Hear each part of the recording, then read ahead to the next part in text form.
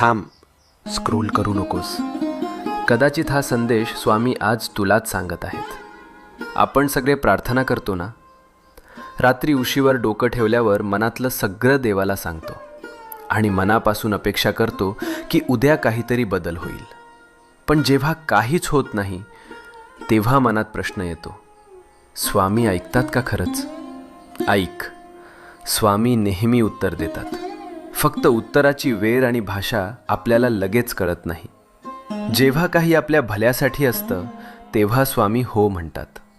जेव्हा ते आपल्याला दुखवणार असतं तेव्हा स्वामी नाही म्हणतात.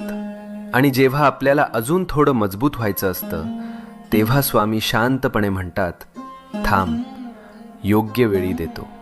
म्हणून हार मानू नको. तुझ्या प्रार्थनेचं उत्तर येतंय.